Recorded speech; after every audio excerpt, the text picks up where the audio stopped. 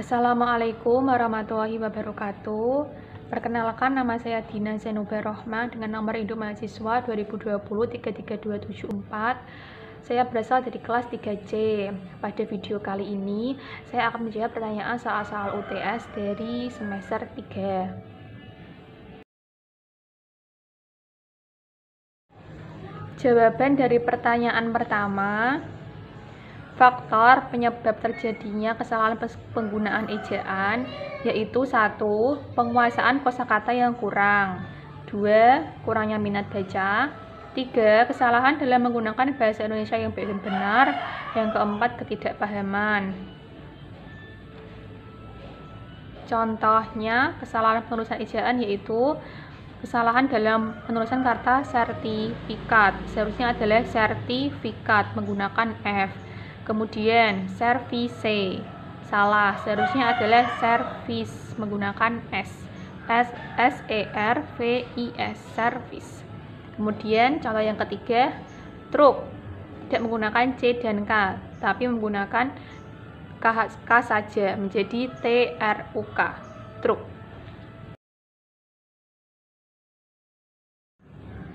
Jawaban dari pertanyaan kedua, langkah membedakan kutipan langsung dan tidak langsung dalam proses pengutipan, yaitu kutipan langsung biasanya digunakan oleh penulis di awal kalimat dan disertakan tahun beserta halamannya. Sedangkan kutipan tidak langsung, nama penulis selalu diletakkan di akhir kalimat dan juga menyertakan nama penulis beserta tahun terbitnya sumber tersebut.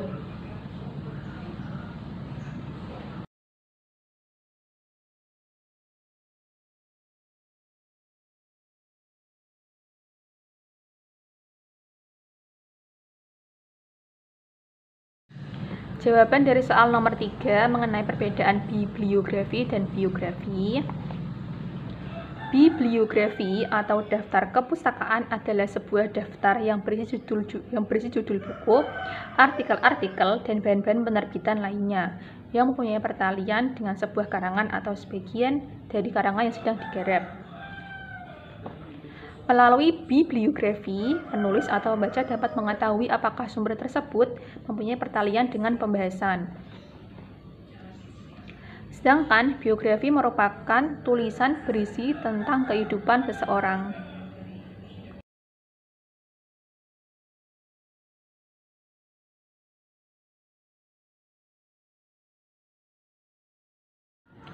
Jawaban dari pertanyaan nomor 4. Perbedaan makna antara kata pukul dan jam jika dilihat dari penggunaan untuk menunjukkan kata pergantian waktu.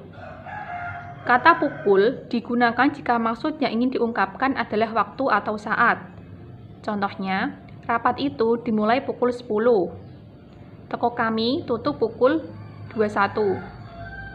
Kata jam digunakan jika ingin mengungkapkan masa atau jangka waktu. Contohnya, kami bekerja selama 8 jam sehari. Perjalanan menuju rumah nenek selama 1 jam.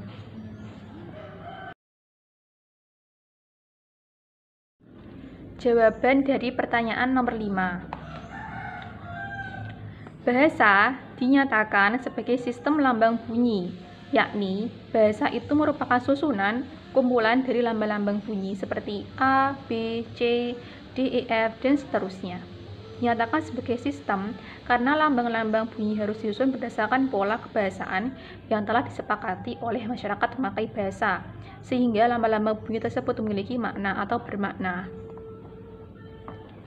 Bahasa dinyatakan sebagai alat komunikasi oleh masyarakat pemakai bahasa karena tujuan utama disepakatinya susunan lambang-lambang bunyi yang tersistem dan bermakna tersebut untuk komunikasi. Oleh sebab itu, bahasa merupakan media atau alat yang memiliki fungsi utama sebagai alat komunikasi antar masyarakat pemakai bahasa.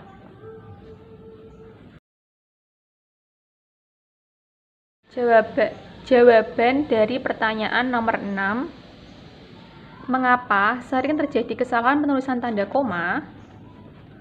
Kesalahan dalam penulisan tanda koma tidak serta-merta karena kurangnya pemahaman mengenai ejaan dalam bahasa Indonesia. Akan tetapi, bisa jadi karena kurang teliti dalam penulisannya. Bisa jadi seorang penulis kurang fokus atau konsentrasi dalam penulisan tersebut.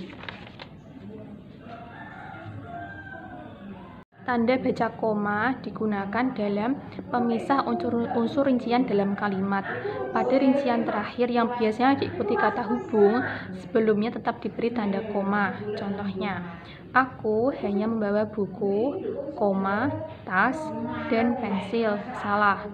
Yang benar adalah aku hanya membawa buku, koma, tas, koma, dan pensil. Penggunaan yang kedua sebagai pemisah antara anak kalimat yang mendahului induk kalimat. Contohnya, adik tidak mau sekolah lagi, koma, karena diajak oleh teman-temannya. Salah.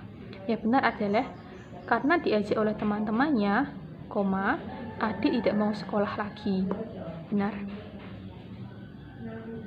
Penggunaan yang ketiga, penggunaan mengikuti kata hubung. Tanda koma terletak sebelum kata hubung, yang terletak di tengah kalimat, dan setelah kata hubung, yang terletak di akhir kalimat. Contohnya, dia sangat pandai bergaul di luar, tetapi, koma, sangat diam jika di dalam rumah. Salah. Yang benar adalah, dia sangat pandai bergaul di luar, koma, tetapi sangat diam jika di dalam rumah. Yang keempat, tanda koma dipakai di belakang kata atau ungkapan penghubung antar kalimat. Yang kelima, tanda koma dipakai sebelum dan atau sesudah kata seru.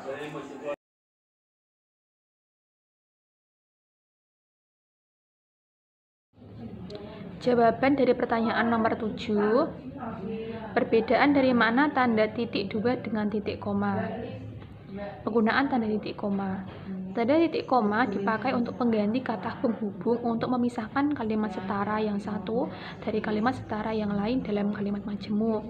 Contohnya, Pak Guru menerangkan, titik koma, murid-murid mendengarkan.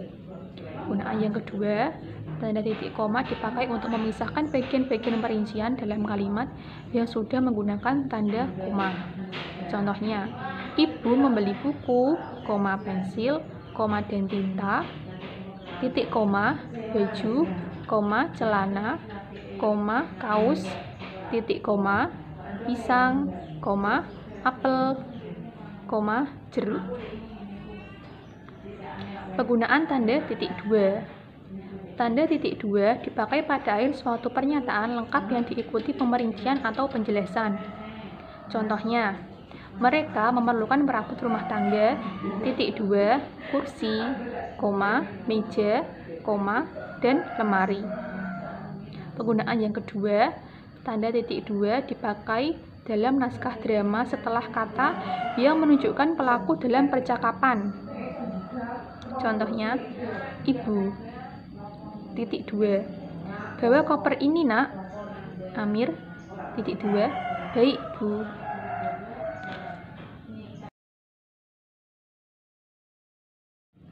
Jawaban dari pertanyaan nomor 8. Mengapa sering terjadi kesalahan penulisan huruf miring? Kesalahan dalam penulisan huruf miring tidak serta-merta karena kurangnya pemahaman mengenai ejaan dalam bahasa Indonesia. Akan tetapi, bisa jadi karena kurang teliti dalam penulisannya. Bisa jadi seorang penulis kurang fokus atau konsentrasi dalam penulisan tersebut. Contohnya, tanda huruf miring pada penulisan judul buku, majalah, atau surat kabar. Kemudian, penggunaan huruf miring untuk menuliskan kata atau ungkapan bahasa asing.